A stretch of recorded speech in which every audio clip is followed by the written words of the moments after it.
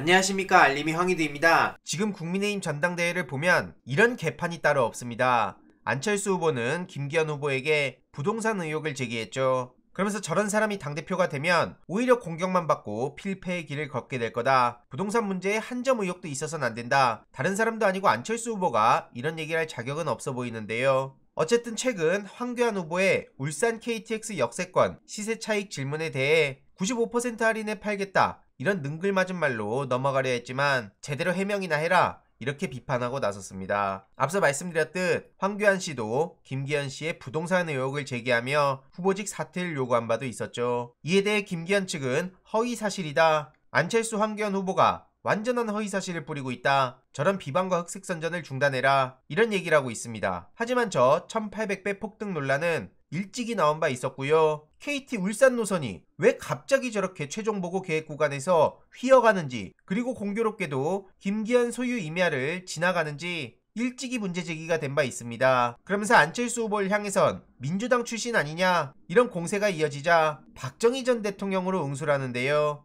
한마디로 박정희도 남로당 출신이고 나도 민주당 출신이라 그런 점에선 유사점이 있다, 이런 대응을 한 겁니다. 최근 김기현 후보가 발끈해서 민주당 DNA 타령을 하자 안철수 후보가 저렇게 대응한 건데요. 그러면서 김기현 후보를 향해선 박근혜 탄핵에 찬성한 사람이 김기현으로 알고 있다, 이러면서 서로 치고받고 난리가 아닙니다. 아무튼 안철수 후보가 박정희 얘기를 끌고 오자 도대체 보수에 왜 온 거냐, 그것도 칠곡에 가서 저런 얘기를 하는 게 정상이냐, 늘 제정신이 아니지만 이번엔 아예 그냥 정신줄 놓은 거 아니냐, 이런 지적까지 나오고 있고요. 아무리 봐도 국민의힘하고는 안 맞는다, 국민의힘의 수치다, 이런 반응들이 국민의힘 지지자들 사이에서 쏟아지고 있습니다. 결국 여기저기 간만 보다가 이런 결과가 나온 거라 보고요. 자신의 소신도 없이 정치라면 어떻게 되는지를 보여주는 대표적인 사람이라 생각합니다. 어쨌든 계속 저런 꼴이 나오니 경쟁에서 이전 투구로 변질됐다, 신경전이 난타전으로 확대되며 당내에서조차 네거티브에 기대선 안 된다는 지적이 나오고 있고요. 그러든 말든 안철수 측에선 천하람 후보는 이준석 그늘에서 못 벗어나고 있다, 이런 얘기를 하고 있습니다. 천하람 후보는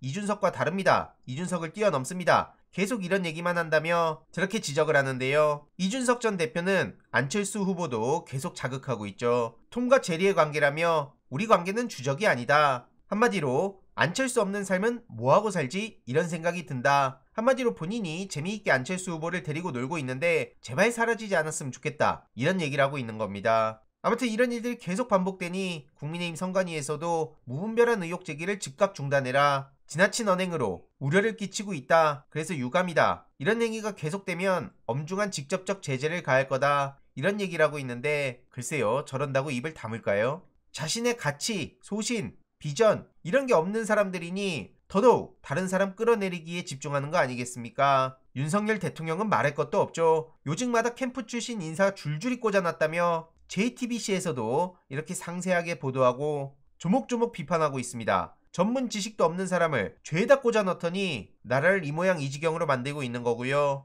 무엇보다 윤석열 적은 윤석열, 캠프에서 일하던 사람을 시키는 건 안 할 거다, 이런 얘기를 했던 게 바로 본인입니다. 이러니 해당 소식을 접한 시민들은 언론 댓글은 물론이고 유튜브에 올라온 댓글 반응을 보더라도 이것이 윤석열식 공정과 상식이다, 다른 사람의 말로 굳이 비판할 필요 없이 윤석열 대통령은 본인이 했던 말을 찾아보면 지금 내로남불인 게 꼭 나온다, 그러니 윤석열 적은 윤석열이다, 이런 반응들에도 많은 공감이 이어지고 있습니다. 최근 김건희 씨 주가 조작 논란과 관련해선 이런 짤까지 나왔고요. 어제 저녁 이런 단독 보도도 나왔죠. 정진상 전 실장 측에서 검찰에 회유 정황이 있었다는 폭로를 한 겁니다. 변호인이 도착하지 않았음에도 정 전 실장과 일방적인 차담을 진행했다는 거고요. 변호인이 오전 10시 25분쯤 면담도 조사라면 조서로 남겨달라, 이런 취지의 요청을 하자 검사 측에서 면담을 종료했다고 합니다. 이런 부적절한 조사 정황이 있었다는 게 드러난 거고요. 심지어 검사가 이런 말을 했다고 하죠. 변호인이 화장실을 가니 변호사 너무 믿지 마라, 당신만 생각해라, 지금 변호사가 당신에게 도움되는지 잘 생각해라, 이런 발언을 했다고 하죠. 심지어 그러면서 지방교도소 가서 강력범들과 혼방 생활할 수 있는데 괜찮겠냐, 이게 협박이 아니면 뭡니까? 그러면서 정성호 민주당 의원과의 접견 과정에서 회유받은 정황이 없다는 입장도 전했고요. 그냥 위로의 말을 들은 게 전부라고 하죠.